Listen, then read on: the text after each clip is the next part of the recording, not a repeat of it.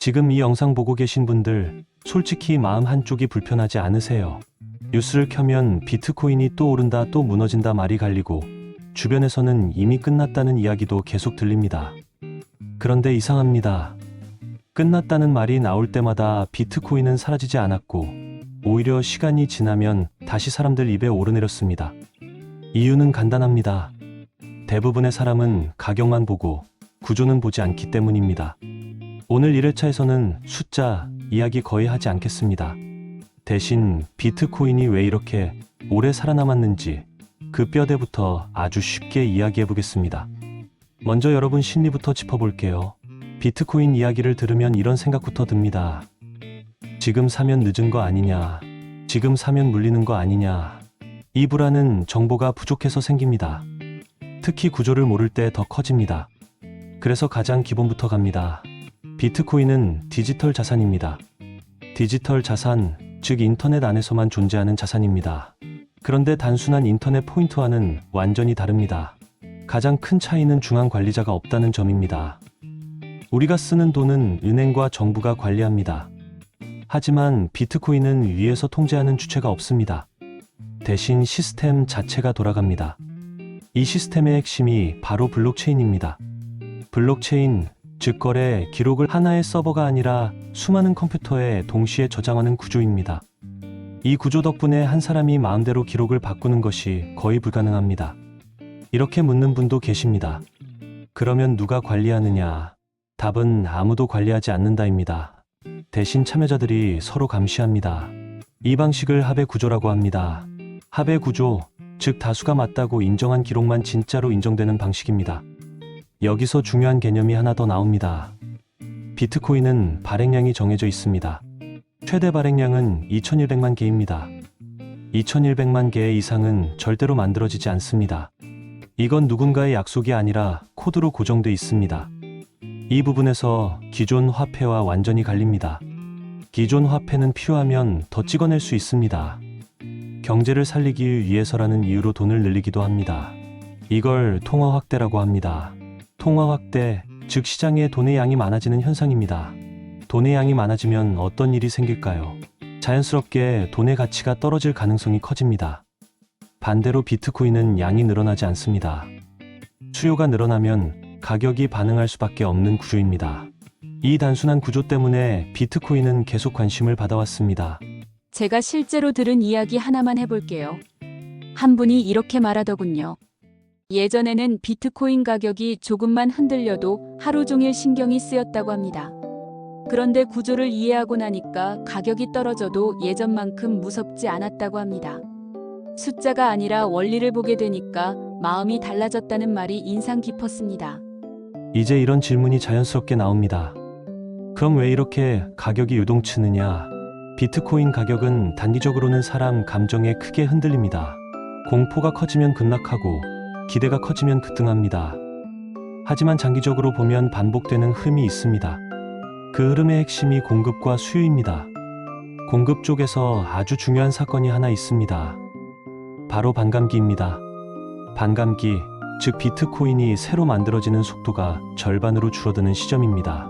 이 시점은 약 4해마다 한 번씩 찾아옵니다. 이 말은 무엇이냐 하면 시장에 새로 나오는 비트코인의 양이 점점 줄어든다는 뜻입니다. 양이 줄어들면 어떻게 될까요? 수요가 그대로이거나 늘어나면 가격에 영향을 줄 수밖에 없습니다.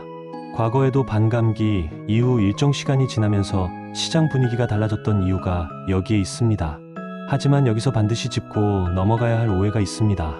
반감기가 오면 무조건 오른다. 이건 아닙니다. 반감기는 원인일 뿐이고 결과는 그때의 시장 상황에 따라 달라집니다. 그래서 단순한 공식처럼 접근하면 위험합니다. 이제 수요 쪽 이야기를 해야 합니다. 최근 들어 달라진 점이 하나 있습니다.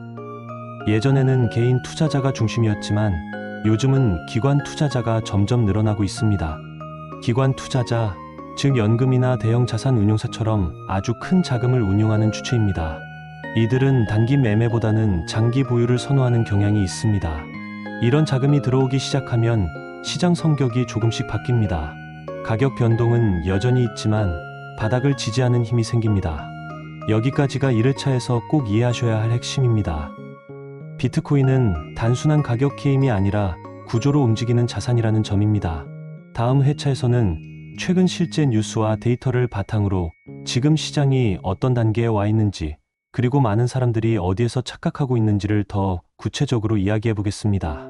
지금은 숫자를 외우지 않아도 됩니다. 구조만 머릿속에 그려두시면 충분합니다. 자, 이제 구조는 어느 정도 머릿속에 그려지셨을 겁니다. 그럼 다음 질문으로 넘어가야겠죠. 그래서 지금이 어떤 시기냐? 이게 가장 궁금하실 겁니다. 요즘 비트코인 시장을 보면 예전과 다른 장면이 자주 보입니다. 가격이 조금 흔들려도 예전처럼 패닉이 크게 번지지 않습니다. 이유가 있습니다. 시장에 들어와 있는 사람의 성격이 달라졌기 때문입니다. 예전에는 개인 투자자가 대부분이었습니다. 개인 투자자, 즉 자기 돈으로 직접 사고 파는 사람들입니다. 이들은 가격이 조금만 움직여도 감정이 먼저 반응합니다. 그래서 변동성이 컸습니다. 그런데 최근에는 이야기가 달라졌습니다.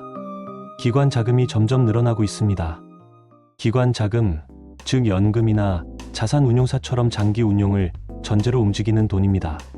이 자금은 하루 이틀 가격에 크게 흔들리지 않습니다. 이 변화는 뉴스에서도 계속 확인됩니다. 미국을 중심으로 비트코인을 제도권 금융 안에서 다루려는 움직임이 이어지고 있습니다. 제도권, 즉 기존 금융 시스템 안으로 편입하려는 흐름입니다. 이런 흐름이 생기면 단기 가격보다 장기 신뢰가 더 중요해집니다. 여기서 한 가지 중요한 숫자를 이야기해야 합니다. 최근 몇 년 동안 비트코인을 장기 보유하는 주소 수가 꾸준히 늘어났습니다. 장기 보유, 즉 짧게 사고 파는 것이 아니라 오랫동안 보유하는 방식입니다. 이 비율이 늘어난다는 건 무엇을 의미할까요? 시장이 점점 투기장에서 자산시장으로 이동하고 있다는 신호입니다. 물론 아직 완전히 바뀌지는 않았습니다. 하지만 방향은 분명히 보입니다. 제가 상담하면서 자주 듣는 말이 있습니다. 예전에는 비트코인을 이야기하면 도박 아니냐는 말을 들었다고 합니다. 그런데 요즘은 자식에게 어떻게 설명해야 하느냐를 묻는 분들이 많아졌습니다. 이 차이 하나만 봐도 시장 인식이 바뀌고 있다는 걸 느낄 수 있습니다. 이쯤에서 반드시 짚고 가야 할 부분이 있습니다. 많은 분들이 아직도 거래소에만 자산을 두고 있습니다. 거래소, 즉 코인을 사고 파는 플랫폼입니다. 편리하지만 위험도 함께 있습니다. 해외에서는 거래소 해킹 사건이 반복됐고, 국내에서도 출금 지연이나 서비스 중단 사례가 있었습니다. 자산이 내 계좌에 있는 것처럼 보여도 실제 통제권이 완전히 나에게 있지 않은 경우도 많습니다. 그래서 개인 지갑의 필요성이 계속 강조됩니다. 개인 지갑, 즉 내가 직접 비트코인을 보관하고 통제하는 방식입니다. 고정 댓글이나 프로필에 지갑 관련 링크를 넣어두었습니다. 해킹이나 도난, 분실 사례는 대부분 관리 주체가 불분명할 때 발생합니다. 최소한의 자산 보호 장치는 꼭 스스로 준비하셔야 합니다. 여기서 잠깐 멈추고 생각해 봅시다. 비트코인을 왜 사느냐가 아니라 왜 지키느냐의 문제입니다. 이 관점이 바뀌면 접근 방식이 완전히 달라집니다. 지금 이 지점에서 여러분 생각이 궁금합니다.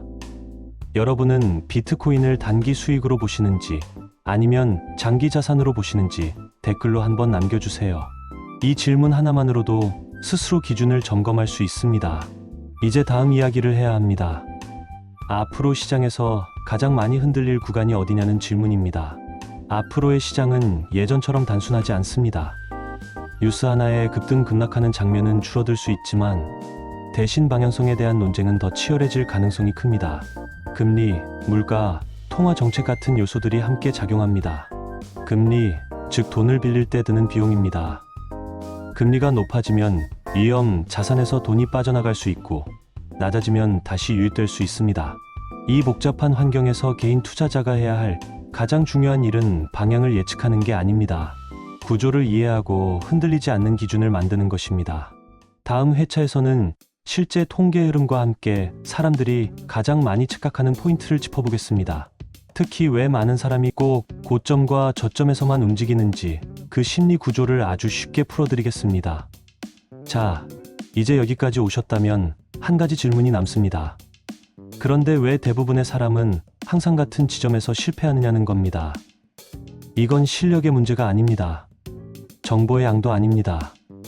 대부분은 심리에서 무너집니다. 먼저 아주 단순한 통계 이야기부터 해볼게요. 과거 데이터를 보면 비트코인을 산 사람들 중 상당수가 수익을 내지 못했습니다. 이상하죠? 장기적으로 가격은 2로 움직여 왔는데 왜 그럴까요? 이유는 간단합니다. 사람들은 가격이 많이 올랐을 때 관심을 갖고 가격이 크게 떨어졌을 때 포기합니다. 이 행동이 반복됩니다. 이걸 추격 매수라고 합니다. 추격 매수, 즉 가격이 이미 많이 오른 뒤에 불안한 마음으로 따라 사는 행동입니다. 반대로 가격이 떨어질 때는 손절을 합니다. 손절, 즉 더 떨어질까 봐 손해를 확정하고 파는 행동입니다. 이 두 행동이 반복되면 결과는 뻔합니다. 비싸게 사고 싸게 파는 구조가 됩니다. 여기서 중요한 건 지식이 아니라 태도입니다. 많은 분들이 묻습니다. 언제 사야 하느냐? 언제 팔아야 하느냐? 하지만 더 중요한 질문은 이겁니다. 내가 왜 이 자산을 가지고 있느냐? 이 질문에 답이 없으면 가격이 조금만 흔들려도 마음이 먼저 무너집니다. 제가 상담했던 분 중에 이런 분이 있었습니다. 비트코인을 샀는데 가격이 오르든 내리든 하루에도 수십 번씩 확인했다고 합니다. 그런데 어느 날 이렇게 말하더군요. 이게 투자냐 아니면 나를 괴롭히는 숫자냐? 그 질문 이후로 접근 방식을 바꿨다고 합니다. 이제 구조가 조금 더 보이실 겁니다. 비트코인은 단기적인 예측 싸움이 아닙니다. 특히 40대 이후라면 더더욱 그렇습니다. 시간을 아군으로 만드는 쪽이 훨씬 중요합니다. 여기서 한 가지 더 짚어야 할 부분이 있습니다. 많은 분들이 비트코인을 하나의 올인 자산으로 생각합니다. 이건 매우 위험합니다. 비트코인은 자산의 일부입니다. 전부가 아닙니다. 자산 배분이라는 개념이 중요합니다. 자산 배분, 즉 한 가지 자산에만 몰지 않고 여러 자산으로 나누는 방식입니다. 이 개념을 이해하면 마음의 부담이 확 줄어듭니다. 이제 거의 마지막 단계입니다. 지금 시장에서 가장 위험한 사람은 누구일까요? 정보가 없는 사람이 아닙니다. 겁이 없는 사람도 아닙니다. 기준이 없는 사람입니다. 기준이 없으면 뉴스 한 줄에 사고 댓글 하나에 팔고 유튜브 썸네일에 흔들립니다. 그러다 보면 항상 시장의 가장 불리한 위치에 서게 됩니다. 오늘 3회차 동안 계속 반복해서 말씀드린 게 있습니다. 가격을 보지 말고 구조를 보라는 말입니다. 이 말이 와닿기 시작했다면 이미 절반은 이해하신 겁니다. 앞으로 비트코인 시장은 더 복잡해질 가능성이 큽니다. 제도권 이야기가 나오고 규제 이야기가 나오고 기술 이야기가 나올 겁니다. 이럴수록 단순한 공포와 단순한 기대에 휘둘리면 안 됩니다. 이 영상의 목적은 하나입니다. 당장 사고 팔라고 말하려는 게 아닙니다. 흔들리지 않는 기준을 갖게 하려는 겁니다. 지금 이 영상을 보고 난 뒤 오늘 당장 가격을 확인하지 않으셔도 괜찮습니다. 대신 스스로에게 이 질문 하나만 던져보세요. 나는 왜 비트코인에 관심을 갖고 있는가? 이 질문에 답이 생기면 다음 선택은 훨씬 차분해질 겁니다.